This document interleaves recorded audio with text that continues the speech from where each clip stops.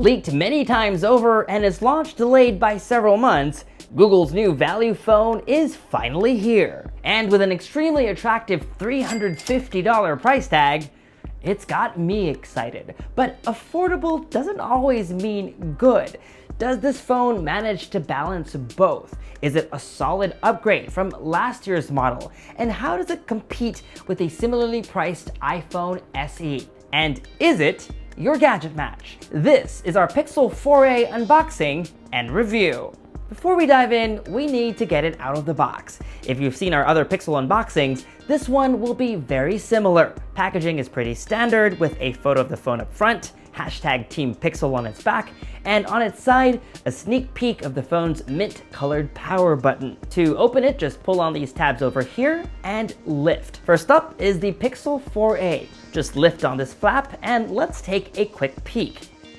Also in the box, quick start guide and a SIM tray ejector, an 18-watt USB-C adapter, USB-C to USB-C cable, and last but not least, a USB-C to A dongle, or what they call a quick switch adapter. Earbuds are not included unless you live in France or Australia. I personally am not bitter about it. It's 2020, it's time you should invest in a good pair of wireless earbuds. Speaking of, Google also makes its own. It's called the Pixel Buds, and you can click over here to watch our hands-on video. If you're new here, GadgetMatch is the channel where we go in-depth in gadget reviews and help you find the right device to match your needs. And you've come at the right time because there are a lot of big smartphone and other device announcements coming your way real soon. So to make sure you don't miss any of that, subscribe to our YouTube channel and help us reach our goal of 1 million subscribers.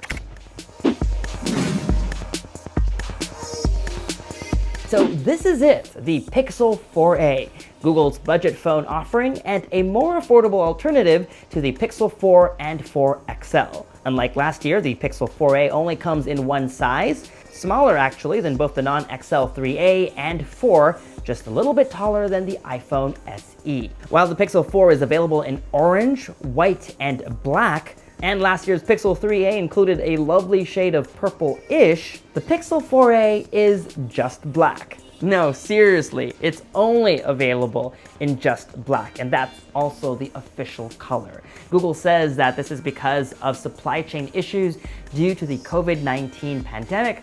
We're hoping that when that is resolved, we'll get more colors because black is a little bit boring.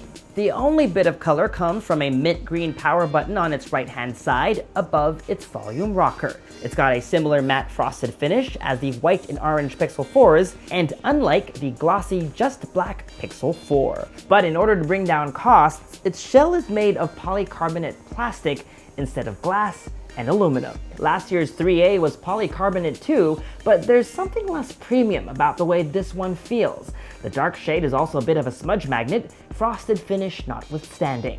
To maintain a close family resemblance, it's got a square camera module, even if it only has one camera. It also retains a backside fingerprint sensor as on the Pixel 3a, but with less of an indentation, tricking you into sometimes thinking that you're not touching the right spot. You'll find even more changes when you flip the phone around.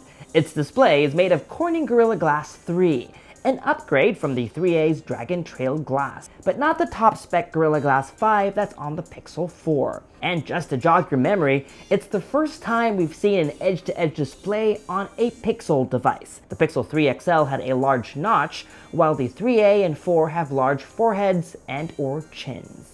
There's just a punch hole on its top left-hand side for the selfie camera. Tucked away over here is the earpiece, which together with the bottom-firing one gives you stereo audio. There's a USB-C port down here too, and completing our tour of the phone's exterior, the headphone jack still lives, tucked away on the top left-hand side. From the get-go, I was never a fan of the Pixel 4a's build quality. It feels light and plasticky, definitely not as premium feeling as, say, the iPhone SE. And without any color options, it's a big disappointment for me overall. Luckily, Google sells cases, and maybe snapping one on will change the way I feel about it. I like its size though, we don't have enough small Android phones in 2020, and I love that Google finally ditched that forehead and chin. This all-screen look allows the Pixel to finally catch up with everything else that's out in the market today. So what improvements does the 4a have over the 3a? And how is it different versus the more pricey Pixel 4? We've already talked about the larger display thanks to that trimming of the forehead and chin. Nick asks, 90Hz screen? Nope, not a 90Hz display like on the Pixel 4, but the usual 60Hz display. Versus the Pixel 3a, there's a spec bump, Qualcomm Snapdragon 730G, which also powers Samsung's mid-range A71. 6GB of memory up from 4, and double the amount of base storage. Now, 128GB is the default. But versus the Pixel 4, the main difference is 2019's top-tier Snapdragon 855 processor. So you're getting more power and graphics performance on the 4 obviously, and it will definitely feel faster with that 90Hz screen. The Pixel 4 doesn't have a fingerprint sensor, it relies on Face Unlock. The 4a has a physical sensor on its back, which is fast and snappy. And just briefly, because it has its own section, the Pixel 4 has 2 rear cameras, the 4a has only 1. So basically from the 3a to the 4a, you're getting updated specs, a larger display, and a cheaper price tag.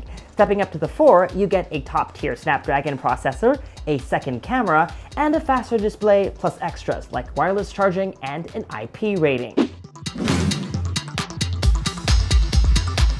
The Pixel 4a's lone camera is a 12.2 megapixel wide-angle camera that uses Sony's IMX363 sensor. Fizi Kankosi asks, does it have the same great camera? Yep, quite literally actually. It has the same exact sensor as the Pixel 3, 3a, and the 4. Despite this, TLDR, the 4a performs just as well as the 3a and the top-of-the-line Pixel 4. The following samples prove that, starting with this shot of smoothies from our favorite cafe. Soon we find our way to a flea market where I take a look at some secondhand books and find this graffiti wall, a good way to test how the phone does color.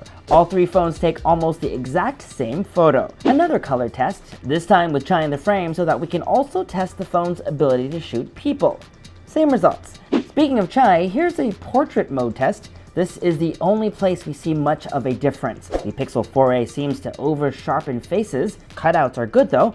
The same can be said in this HDR test, a photo of me shot against the sun. All 3 phones did an excellent job at HDR, but the 4a over-sharpened my face here also. As the day winds down, we stop to get a drink and some food. In these food photos, the results are still pretty much the same. But as the sun begins to set, this is where the Pixel 4a differentiates itself from the 3a at least. In this photo of Chai, the 4 and 4a produce brighter photos, and in this photo of me using night mode, the 3a's photo was much softer. And finally, in this extreme low light test, which we shot in my living room with hardly any available light, the differences are very minimal. It's also worth pointing out that just like on the Pixel 3a compared to the Pixel 3, the 4a takes longer to process photos versus the Pixel 4.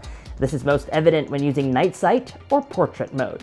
Some of you asked how well it performs via the iPhone SE and the OnePlus Nord, so let's revisit some of those photos. During the day, the results are pretty similar. Although in this shot of a traffic light and some buildings, you'll see the Nord tends to increase the contrast, which is something we've noted it likes to do. In that HDR photo of me by the water, the Nord does an excellent job at HDR, while the iPhone's photo is very noisy. The SE, however, seems to have done the best job at Chai at sunset. And finally, in low light, both the Nord and the SE start to struggle. In this night shot photo of me, the Nord's photo is yellowish, while the SE's is grainy. And in this extreme low light shot, the SE just cannot keep up. Some of you may remember that recently I did an iPhone SE 2020 versus Pixel 3a comparison video. You can click up here to watch that head-to-head. And in that video, I promised once the 4a was or is announced, I will do a follow-up, and that will be coming to your sub boxes really soon. Up front, the Pixel 4a has the same 8-megapixel selfie camera as well, but with a less wide field of view, down to 84 from 90 degrees on the Pixel 4. It's a fine distance for everyday selfies, but a little too tight if you're the type who shoots vlogs. A lot of you tell me I don't cover video enough, so this is what video looks like using the front-facing camera, and here are some shots we took using the phone's main camera.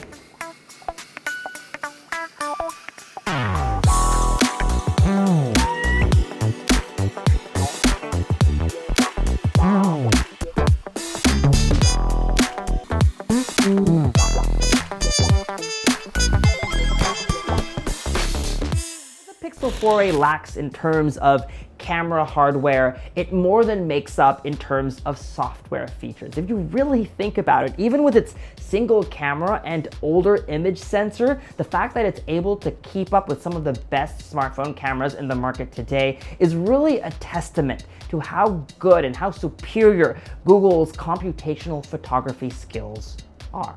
Some other features include night sight with astrophotography, which I wasn't able to test out because I live in Brooklyn and seeing the stars isn't something you can do every day. But here's a sample Google showed us taken using the Pixel 4. Live HDR+ that lets you see what an HDR photo looks like even before you take the shot. For example, here you can see because we're shooting against the light, the Pixel 3a shows the sky is a bright white, but once the photo is processed, it turns bluish. On the Pixel 4a, like on the Pixel 4, you can see the sky is blue even while composing your shot. Finally, Super Res Zoom uses software magic to mimic what an optical zoom lens can do. The results are okay for day-to-day scenarios, photographing things that are not too far away, otherwise I wouldn't even bother. The Pixel 4a comes with a 3,140 mAh battery that, in my tests, lasted me 3/4 of a day with moderate use. And that's with its adaptive battery setting turned on and a combo of Wi-Fi and LTE. It's definitely not a battery champ, not like the OnePlus Nord that would oftentimes get me through a day with a little bit left over the next morning. Charging speeds and bundled chargers are the same as last year, getting you to 45% in 30 minutes and 80% in an hour. A full charge took me 98 minutes. Considering how good Google is able to optimize its cameras, it's a shame that they can't do the same in terms of power consumption. Now I know usage will vary depending on the person and what that person uses his or her phone for, but the best test is a real-world test, and no one does it better than my buddy David Cogen, the Unlocker. Hi David, thanks for joining me today, and I'm sorry to spoil your viewers, but based on your real-world test, how long did the Pixel 4a last you? Hey man, honestly, way better than I expected. Like, we're kind of used to Pixels not doing great when it comes to battery life, but during my full day of being out with it, taking a ton of photos and videos on it, it lasted me from waking up to going to bed. So I'm pleasantly surprised, actually. Thanks, buddy. You should definitely check out the rest of David's real-world test by clicking up here or in the description box below. Before we wrap up, it's time for some quick-fire Q&A. 730G or 765G? Definitely the 765. It's meant to be the 730's successor and, as a result, is more powerful. The 730G was launched in April of last year, while the 765 in December. The 765 is also more power efficient and has 5G support. Google oftentimes gets a lot of flack for putting older processors into their phones, but considering how well their phones perform, especially in the photography department, it's really hard to say that we really need a brand new processor to get the kind of performance that most users have come to expect. Is it too late to launch the 4a? In a couple of months, the Pixel 5 will be here. Not really. The 4a, after all, is supposed to be their budget offering. But in terms of marketing or branding, I can see how that might sound confusing. It is, after all, a 2020 phone, but it does seem like it is a whole generation behind just because of a number. How about its future software updates? Google is promising at least 3 years of security and Android OS updates, which is much better than the usual 2 that we get from most Android manufacturers. So before we decide if this is the phone for you, let's assess it based on our list of non-negotiables and optionals, things that I first introduced in my OnePlus Nord review. You can click over here to watch that so you know exactly what we're talking about. But to summarize, we're looking for a phone that's built well and looks good, performs well enough for games and multitasking, has solid battery life to last a full day, shoots great photos and videos, has intuitive software, and my bad, in my rush, I forgot to include 2 more non-negotiables: secure, fast, and reliable biometrics, and a crisp, bright, and vibrant display. So how did the Pixel 4a do? In terms of build and design, I'll give it passing marks, but I expect more, especially since the iPhone SE costs almost as much, but with better materials and design. For everyday use, the Pixel 4a does a decent job. Its Snapdragon 730G is no slouch.